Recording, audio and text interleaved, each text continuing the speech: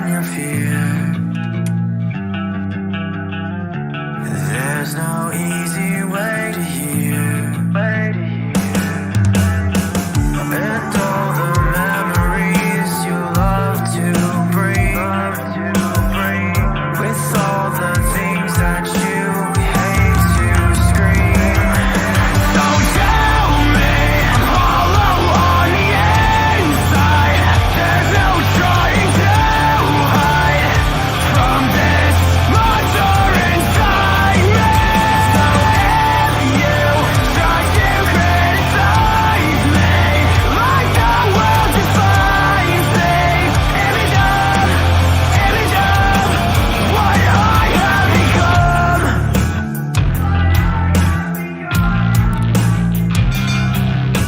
What's going on, everybody? Welcome back to another Buckeye Beat podcast. Coming off of a pretty big game. It was number 3, number 4, Ohio State, Penn State. Definitely a kind of a scary matchup heading into the game for sure. Not really certain how things were going to go, but Ohio State goes into Happy Valley. As Will Howard said, leaves Sad Valley, and Ohio State picks up the win, 20-13 over Penn State in kind of a slow back and forth type of game. We're here to talk about it, kind of talk about the future, how this game went, what does it mean going forward. Michael Cozy, how you doing? I'm doing great after a massive win to our neighbors to the east, who they hate us a lot more than we hate them. I mean, let's jump right into it, I guess. Yeah. First of all, I would like to say it was great for a team in the state of Ohio to beat Jim Harbaugh. Yeah. Oh, wait, never mind. Yeah, so Ohio State wins 2013 over Penn State. This was kind of I don't want to say sloppy game. It was a very slow game. A lot of back and forth. It was a very interesting game, if that makes sense. In this, well, I mean, the way it started out and the way everything was cooking at the beginning of the game, to only end up with a 20-13 score is kind of surprising, kind of shocking. It had the feel like the Oregon game for me, that it went by so quickly that I didn't realize how long the game actually took, if that makes sense. Mm-hmm. Like, it was like watching a movie happen, and things were just moving very fast paced at the beginning, especially. And then you get to it, and essentially third quarter, you go trade field goals, and then fourth quarter comes, and we got that field goal to put us up 7. And that's when I was pretty comfortable when we kept those 7-point leads. Once we were getting these 7-point leads, I was like, okay, we're up by 7 now. Like, if they score a touchdown here, we're protected. It was a little nerve-wracking when they would cut it to 4. Well, I mean, hey, let's start from the beginning. First 2 series of the game, Penn State drove the ball right down the field and kicked that field goal. What was it, like 14 plays, whatever. And then 3 plays later, if we go on a run, this will be the signifying moment to me in the run. And I even tweeted it out.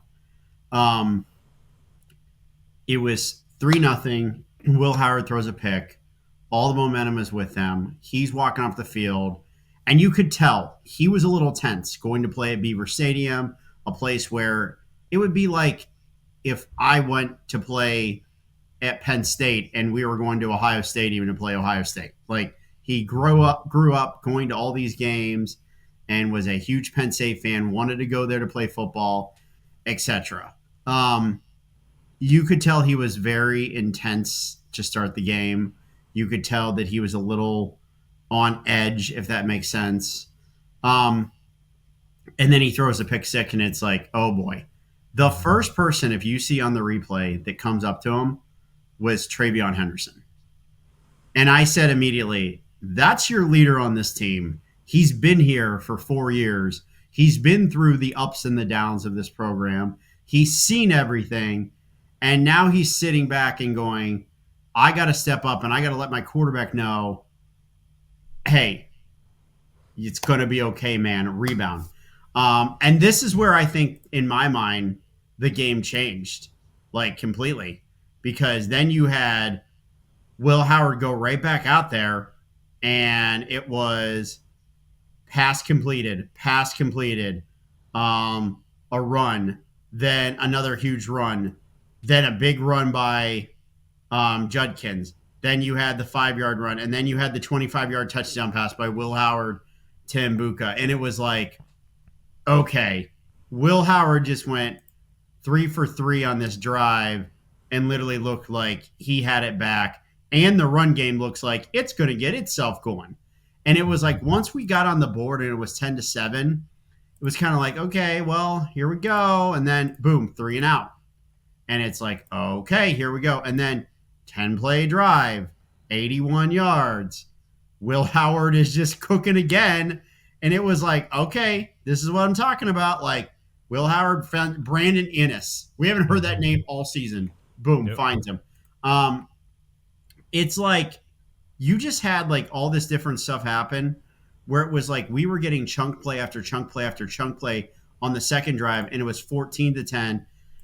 And then obviously they go 3 and out again. And it's like, oh, we get the ball back. And what happens? We go right down the field, and it should have been 21-10. Yep. And it was like, man, and the fumble, blown opportunity, things like that. And it's like, oh, shit. Like, and then you just kind of had this, like, basically, like, for whatever reason, our defense stopped playing until it got to be maybe one of the best interceptions of the year by Igbinosun to cap off the half. And it was like you go into half and you're winning 14-10. And I just kind of felt like, man, it's really bad we're leaving them in this. Like, something bad could happen there. Like, I kind of had this like nervous feeling to where I was like, something bad could happen because we're leaving them hanging there. And then I thought in the back of my head, though, okay, we had the pick 6. Their offense essentially scored 3 points in the half, and we should have scored 21 points. We are shooting ourselves in the foot. Have a clean half, and it'll be fine. And it just, I don't know how you felt in the second half, but to me, it just felt like neither team wanted to just jump on the game, if that makes sense. Yeah, so I think I want to go back to the Igbinosun pick, because I think the important thing to mention is coming into this game, we were not sure where Drew Aller was going to be. Obviously, It came out that he was playing. And I think Penn State jumped early on Ohio State. The first couple of plays, and I'm talking kickoff, I'm talking like everything at the start. Penn State was absolutely... I would say, I don't want to say more prepared, but they were definitely more juiced at the start of that game. Yeah. You have Drew Aller playing hurt, and he had an okay game. I mean, he went 12 of 20, 146 in the pick. You know, in Ohio State, I thought we kind of forced him into trying to move with his legs, and he got 30 yards, 10 carries. Which it seemed like a lot more, but there had to be like 6 carries that were a yard and 4 carries that were like 6, 8, 10, 14 yards. Like, yeah. And so going back to the Igbinosun pick, I think at that point in the game, Penn State, that was a beautiful throw. I mean, Drew put that on the money. That was just all Davison and Igbinosun. I mean, that was just your playmakers making plays on defense. And at that point, for me, Penn State, I mean, talking about this when we talked weeks ahead of it, right? Of, okay, how tough is this game going to be? Is Penn State for real? Man, they don't have a lot. They don't have a lot at all. And I think that pick was kind of like almost the stamp of like, okay, yeah, you don't have enough. Because on the day, I mean, do you want to read? Or I should say this. Let's play a game. Take a guess who the top three receiving leaders on the day for Penn State was? We're gonna go with, well, obviously Tyler Warren, which is a tight end. Yep. I want to say, well, they only had 13 completions on the day, so I mean, it wasn't even that much. I'm gonna say, so Tyler Warren, Singleton probably had 5 receptions, maybe, and I think Wallace had maybe 2 or 3 catches.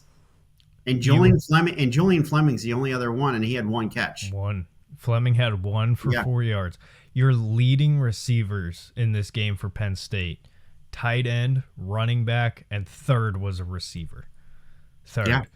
So for me, at that point in the game, I think Penn State offensively just realized they were outmatched, and they didn't do a whole lot on the ground either. I mean, Penn State's done their bread and butter through the ground game. Tyler Warren only had 3 carries. He had 47 yards on 3 carries. I already told you Drew had 30 on 10. And then Katron Allen, 12 carries, 27. Singleton, 6 for 15. So, I mean, Ohio State, in my opinion, the biggest moment of this game, or I should say the biggest factor of this game, I thought defensively we just proved that they didn't have enough. And maybe that's a foreshadow for kind of how this season's going to go. I think if you are going to contend with Ohio State, you have to have playmakers offensively, which is why Oregon did what they did. Can I just say, Caleb Downs again this week, just outstanding. He had that one tackle, the shoestring tackle. It was somewhere in like the third quarter when Penn State was driving, and Singleton, if he would have got around that shoestring tackle, may have went the distance. I mean, there was blockers out in front. He made that nice tackle that prevented from a big play, and I think it forced him into like a 2nd and long. The one thing is, when the second half hit and we went up 7, like I said, I kind of felt very confident, but there wasn't a lot of. Now, granted, we also ran the final 5:13 out of the clock, and Penn State had the ball for 5 minutes in the fourth quarter as well. Essentially, if you really look at it and you break it down, fourth quarter with 3 possessions, we dominated the fourth quarter. They ran 9 total plays in the fourth quarter. We ran 23 to their 9. You know what happened? The offensive line showed the fuck up.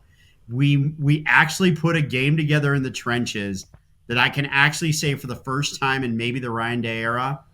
We took it to them in the trenches, and we just ran the football over and over and over, and we manned the fuck up.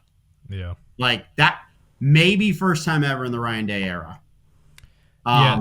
The ending sequence of that game where it's coming down. Was it 2013? I think 2013. Yes. Yeah. So at that point, it's like, okay, don't give him the ball back. Yeah. And we started. We started very close to the end zone. We started on our own 1 yard line because they went for it on 4th and goal at the 1, and they threw the ball, the incomplete. That's right. There was a determination factor, and this is what I'm going to say. Will Howard, no pun intended, willed us to that victory at the end. Every single time when he had the ball and got the ball in his arms, I just felt like, yep, he's going to get the first down. Yep, and he's going to get the first down. And yep, he got the first down again. And oh, there it is. There's another first down. And it was just like, you just had this thing where it was like, okay, 3rd and 3, give it to Will, first down. What was it? 3rd and 2, give it to Will, 3-yard run, first down. Like every single time to end those on 3rd down in that drive in the last sequence, it was Will Howard who got the first down. And it was like, okay, here we go. Boom, first down. I just had so much confidence in that at the end.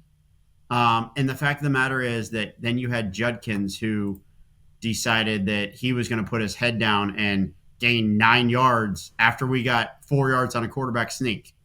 Yeah. And then you had Travion come in for a few plays and get 6 yards, and Judkins for like 2, and then you had Will Howard for 3, and then it was Travion for 7, and Travion for no gain, and it was like, okay, here we go, another big third down, and it was like Will Howard pulls it, and he just runs, and best thing ever, slid for the first down, and was like, yep, we're getting out of here with a win. There it is. Good game, boys.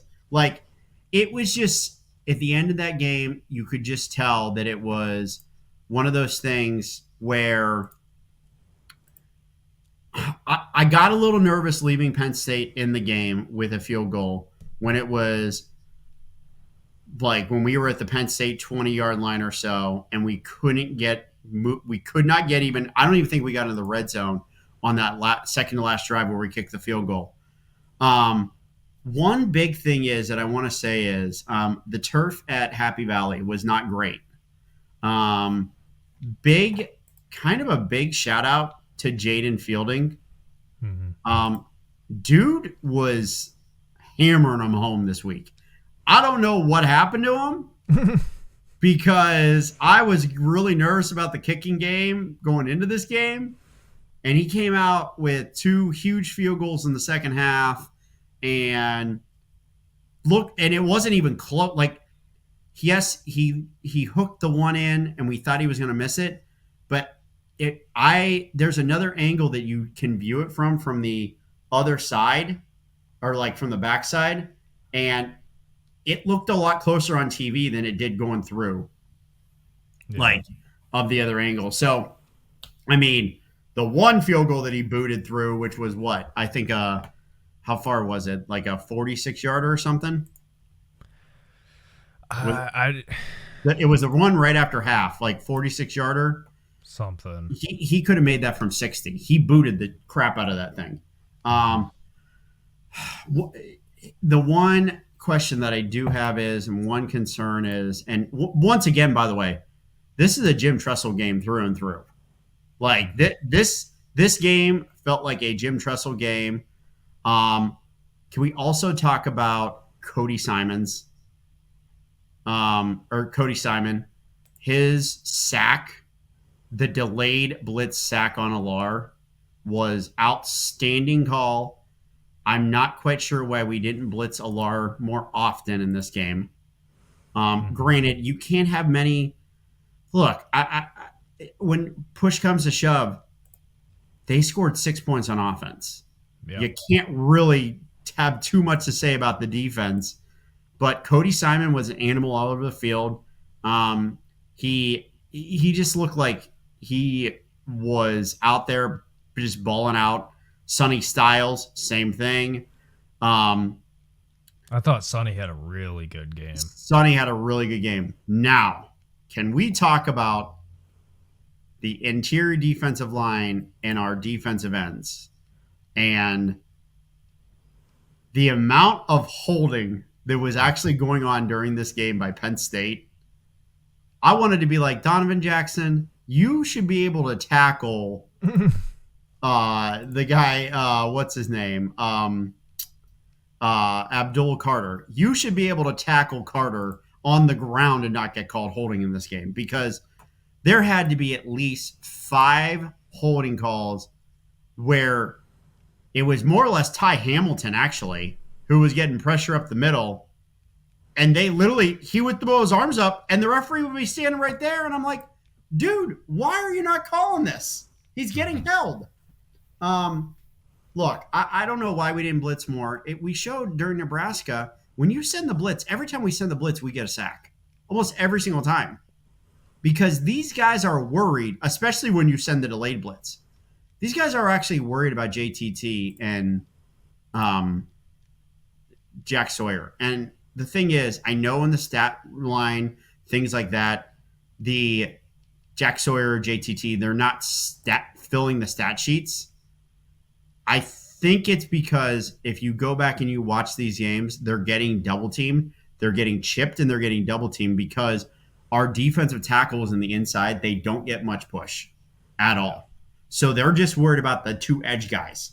But then the Nebraska game, you have a great game from Jack Sawyer and JTT. Why? Because you brought the blitz and because they knew we were bringing the blitz. Yeah, and I completely agree. I thought in this game, especially you mentioned him, Ty Hamilton. I thought he was flashing all over the screen. Yeah. But I do think Ohio State, if Jim Knowles wants to, from the defensive side of the ball, if he wants to really put us into that next tier, which I think in the landscape of college football, it's all over the place, right? I don't think there's any one program that is head and shoulders above anybody else. Ohio State, if we want to really become like at that elite level defensively, heading into the back half of the year, you got to get creative with these blitzes. Yep. You mentioned it. We've shown that we can do it. It's just for whatever reason we're very selective with when. And when you're going to be probably playing in Oregon, you got Indiana. We're going to have to get creative, and I'm hoping that Jim and the rest of this defensive staff is going to take a look at this tape and just see that it works, because when we do it, it works. And you got multiple different levels you can hit that at. And the Ohio State offense, kind of shifting gears here for a second, the Ohio State offense it's great at multiple different levels. And I thought the offensive line, Donovan Jackson playing left tackle, wasn't terrible by any means. I thought we were great in the run game offensively.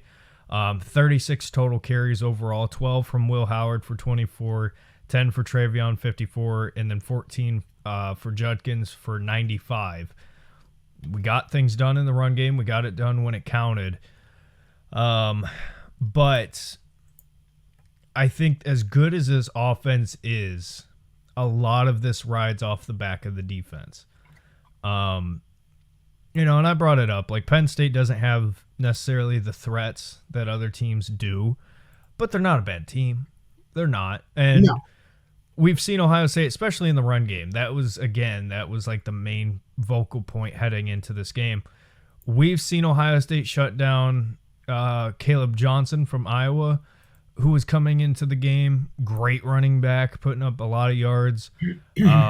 In this game, we did a great job stopping the run. Even Oregon, I know they got some yards on the ground, but nothing major. This defense is doing a hell of a job. And I don't know if it's just because of what we're going up against in practice. I don't know. But all in all, I think there was a lot to build on defensively in this game as far as the future goes. Offensively, you talked about Will Howard's pick. That definitely was a changing moment, and I do agree. Yep. I think he came in kind of a little bit, not shaky, but almost over hyped up. Once he settled down, once he started playing ball, he had a good game. 16-24, 182, 2 touchdowns. He had the pick. And nobody really popped off in the wide receiver room. I mean, Jeremiah had 55 yards, Ennis 33, Ibuka 31, and then Carnell Tate had 15. No, it was not an electric game in the pass game, but dare I say, I think Will Howard is not great. I think Will Howard is a good quarterback. Cozy, dare I say, Will Howard is this team's JT Barrett. There you go. So I said this today, and there was a tweet out there, and Zach Smith actually put it out, and it just had like one of his clips from post game, things like that. I think, and I retweeted and I said leader in all caps, and Zach Smith liked the tweet actually, which I was just like, it's pretty cool. Like, obviously he must see his quote tweets. And I even said it. I said, Will Howard is literally a great leader. He may not have the best intangibles. He may not have the best arm strength. He may not have this and that. The one thing I can tell you is his pick was probably the worst play I've ever seen him make because he stared down the receiver.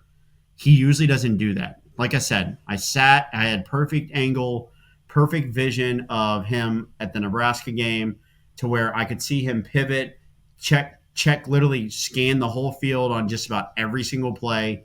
And I was really impressed. Even in the pick, when he had the pick, he still scanned the field against Nebraska. The good thing about him is that I just think that he has that it factor to win games. And like we've discussed, if you don't have the outrageous offensive pass interference call, we are undefeated. Like we're undefeated. And we're setting up for a matchup in a few weeks that is going to determine who, what, when is going to happen with the Big Ten title game, things like that. And it's against Indiana. And I have a great feeling about that game. I mean, as far as this game goes, we can jump into next week. This coming up week's opponent is usually our kryptonite. But you know what? Here's the thing. The reason I'm most worried is because they're our kryptonite when they're terrible.